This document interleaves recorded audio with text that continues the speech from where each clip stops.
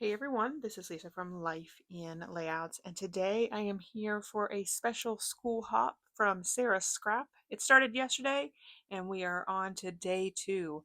I pulled out this Echo Park I Love School, and this sketch from Scrapbook Generation. This is sketch support number 31. I do purchase the additional PDF that has lots of other options, and I am going to be using option number 13. I'm so excited to be joining Sara and a bunch of other wonderful channels for this school hop. Hopefully you hopped along yesterday for the day 1 part of this hop, and then today we have a whole other set of hop for you. So make sure you check out all of the links listed below. I have yesterday's if you did not check them out, as well as today's. I decided that I was going to document Eli's 8th grade back to school photos. So this was photos that were just taken very recently. And of course, I couldn't have gotten all of these amazing photos without my amazing photographer. If you are in the Central Florida area and you are in need of a photographer, I would highly recommend Modern Pixel Photography. She is just amazing. I have no other words for it. And you can see that very clearly by these photos here. This little white schoolhouse is over in Tampa at the university, and it was just a perfect setting for Eli's 8th grade back to school photos. The sketch calls for a sheet of paper on the left and a sheet of paper on the right, obviously. And the sheet of paper on the right is supposed to flow over to the left. Because I followed sketch number 13, I had to change it up a little bit. The photos on the left in sketch 13 were basically expanded into a larger set so that you could accommodate more photos. You have 3x4s and 4x4s on the top row. You have 4x3s and 3x3s in the middle row. And then again, you have 4x4s and 3x4s on the bottom row. Now, I did not gut my paper a whole lot, but I did want to back the photo of Eli that I was going to put on the right hand side in that wood grain as well. So that was the only piece that I kind of cut out. So I put my photo right on top of the wood grain, and then using the layering guides to create a perfect layer around my photo. And then I added the photos directly to the wood grain. Now for that center piece, I did have a big hole, so I did have to use some white cardstock, and I just adhered it to the photos that I had already placed down. I did add some washi tape to it just to make sure that it was secure, and then I could add my 3x3 photo right there in the center. These photos of Eli just showcases how much he has grown this past year. I am loving his curly hair, and that is a new addition. He actually got a perm at the end of the school year. The day before the last day of 7th grade, he got a set, which is basically where they used the perm rods and then blow dried it. And it was a test run for the perm. Then very shortly after school ended, we were able to get him in and he was able to get the perm. And I will tell you, it's been a game changer for him. He has definitely gotten a ton of compliments on his curly hair. And these photos just showcase how much older he really looks. And then I pulled out this blue tone-on-tone star for the right-hand side. And I love the contrast between that wood grain and the blue. And I think it's just a beautiful accent. On the right-hand side of the layout, I did pull out a cut file from Peartree Cut Files. Just like the sketch calls for a really large title, I thought that that would be perfect for a cut file. And I pulled out the Ready, Set, Learn cut file. I did gut the white background before I added the wood grain piece to the left. The wood grain and the blue tone-on-tone stars are both cut at 11 inches, and then I have the 1/2 inch border with that multicolor paper. I did already have a 1/2 inch strip cut out from another project, so I just went ahead and cut out another 1/2 inch strip and added it to the right hand side. I cut the Ready, Set, Learn cut file in white, and then I pulled out the 6x6 paper pad for this collection, and I pulled out several papers that I thought would work. The first one is white and it has a bunch of colorful stars on it. Then I have a yellow plaid, a red tone-on-tone polka dot, and then I also have a blue paper. I was trying to find other pieces of paper that I could make work, but I just wasn't finding anything. I have another 6x6 pad that I pulled out. Wasn't really loving that. I decided I would take a break at this point and figure it out here shortly and start backing my cut file. I also decided that I would cut the back piece because I felt like it would be a little bit easier to put together. And then I decided that I would just cut down the squares to 2x2 and run it through my silhouette. I went through a couple of other school 6x6 paper pads that I had from Echo Park as well as Doodlebug. I was able to find a green tone-on-tone that has the alphabet on it. And then I also found a blue tone-on-tone paper that has like a bunch of math problems on it. And the last paper that I pull out is this notebook paper, and the lines of the notebook paper are all different colors. I also have a composition notebook in the light blue. Trying to figure out what order I want the paper to be in so that I have a good set. I mess around with it for quite a bit and then finally decide on this order here. So I add all of my 2x2 squares to my silhouette mat and run the squares through the silhouette. So at this point, I have just placed the Ready Set Learn cut file on top of the backing. What I did in Silhouette Studio is to make a copy of the cut file, and I then released the compound path, and then I basically just took out all of the inside pieces. So I had just had the outline, and that's how I got my backing. And then I just cut the letters out in the pattern paper. Once I got all of the pattern paper down, I actually sent this over to Nicole at Collie Bean. I love being able to bounce ideas off of her because all I did was send her a picture of the cut file and then the question, too much white? And her response was yes. And I immediately knew that I needed to make some changes. I'm first going to figure out the paper part of the book that's on the bottom. I have these two 4x6 cards that look like paper, and I end up using the one that looks like a grid. I felt like that looked most like the paper. And then I wanted the binding of the book to be red. It's a really thin border between the paper of the book and the outside of the book, and I felt like the red was adding a huge pop of color down there at the bottom. So I am using my glue press just to get all of that down, and then using my X-Acto knife to cut out the pieces that were sticking out.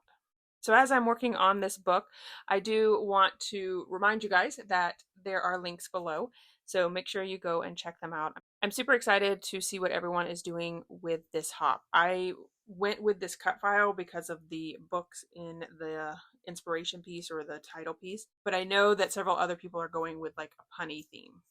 I did not have another piece of the wood grain that I used on the left, so I had to find something in my stash, and I was able to find this light wood grain from a beach collection, and I felt like it was close enough, especially since I was going to be cutting out just the cut file, so there wasn't going to be this large piece except for the word learn. So I had to pull up the white cut file to get it off of the backing. When I laid down the wood grain, it totally transformed that cut file, and I just love the way that it came out.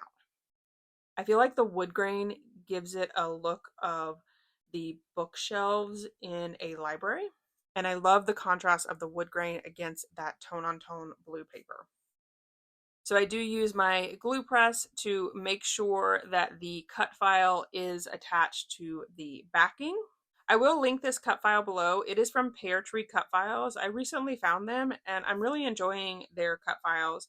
I feel like their cut files are very reasonably priced, and I can just download them and open them up in my silhouette and then make them whatever size that I want.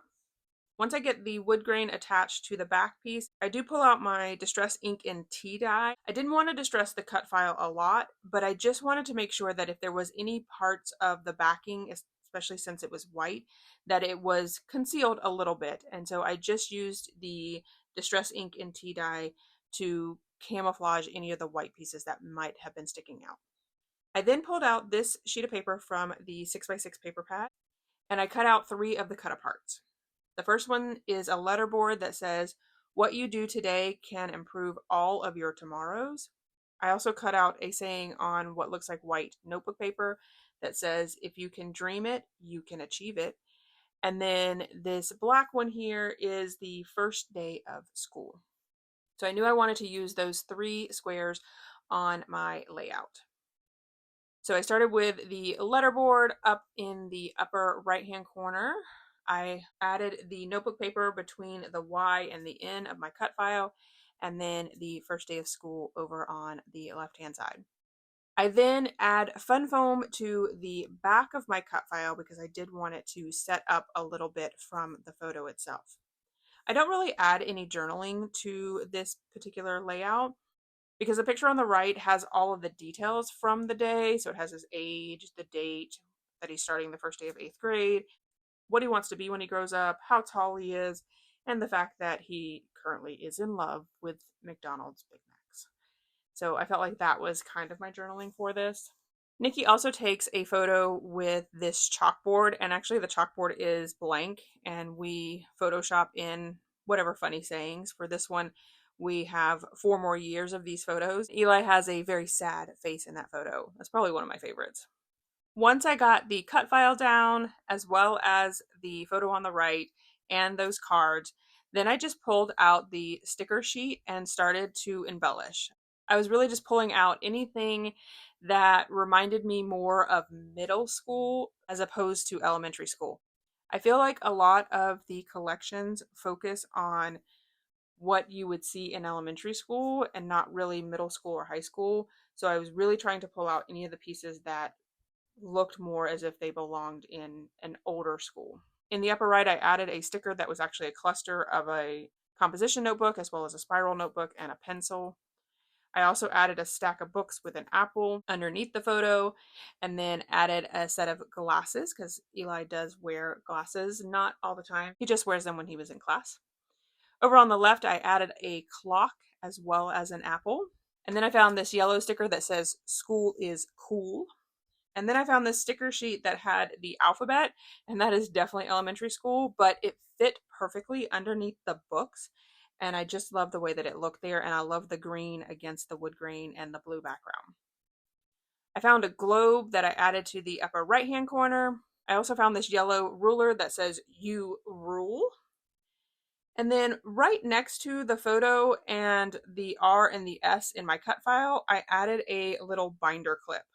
I felt like there was some trap space between the photo and the cut file. And since I added that larger binder clip, I felt like I needed another one, so I did add a smaller one over to the far right.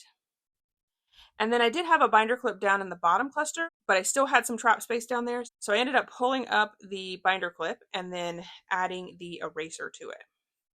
I decided to take the leftover pieces from the 2x2 squares that I used to cut out the letters and make some tiny stars with them. I also used a scrap of the wood grain. So I stacked my white stars too high, and then I added the pattern paper on top of it. And I love having the tiny stars all around my layout that match the paper that's in my cut file.